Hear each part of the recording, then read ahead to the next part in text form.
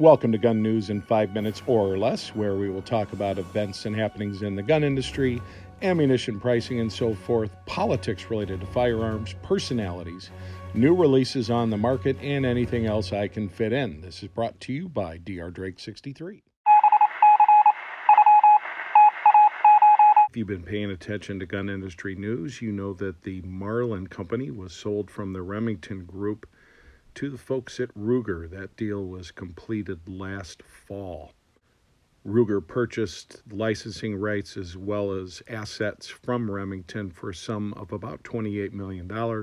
Yes, guys, the days of the JM stamp barrels are long gone, have been since 2007. Obviously, this is somewhat in response to the market opportunity that Henry has jumped all over, first with their Golden Boys and 22s, and now they're getting into the larger calibers, quite successful at it.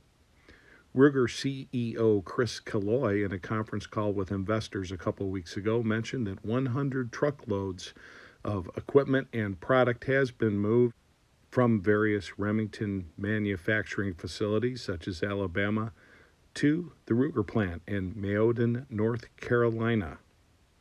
Mr. Killoy did indicate that centerfire lever-action rifles, such as the Marlin 1894, which has, you guessed it, been in production in some form since 1894, as well as the 1895, which is a .45-70 caliber rifle, will be produced and to the market by the end of 2021, probably in time for Christmas.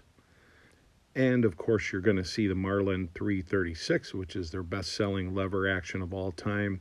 Some say that it has taken more deer than any other rifle.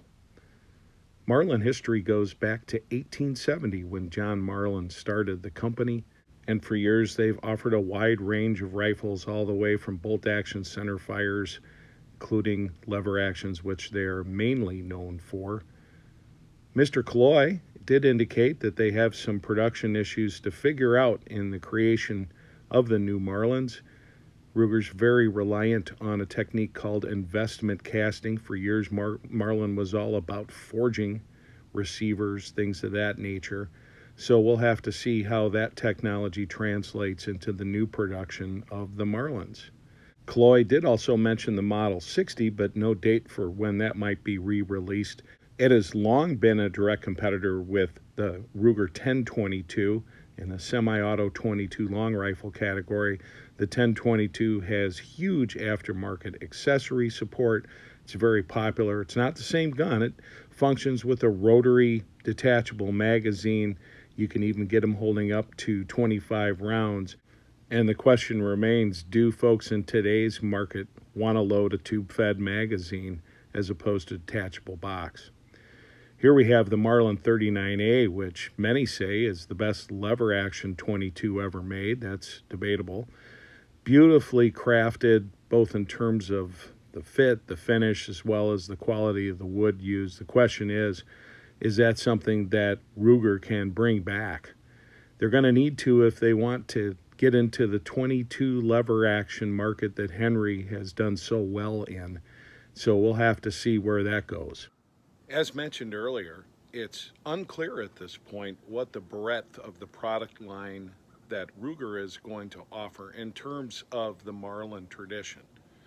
It's a very interesting time in the firearms industry because while we have record new firearms and ammunition sales, you also have companies that are filing for bankruptcy, selling off parts, things of that nature.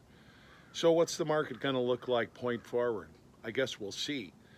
Ruger's got a great reputation for marketing and customer service and making products that their customers demand.